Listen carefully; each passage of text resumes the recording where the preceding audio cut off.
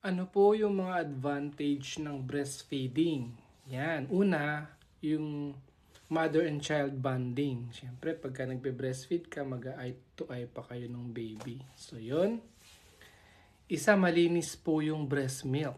Hindi mo na kailangan mag-sterilize pa. Hindi mo na kailangan maghanap pa ng drugstore kasi naubusan ka ng gatas. Tapos yun, di ba, mainit yung gatas. Hindi mo na kailangan pang magtimpla ng tubig.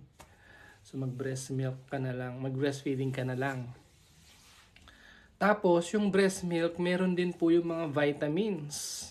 May vitamin C, vitamin B, vitamin A, at iba-iba pa. Meron nga po yan kung babasahin yung libro namin sa PEDIA, meron pa yan antibacterial factors. Yung mga lactoferrin, cytokines, secretory IgA, mga ganon.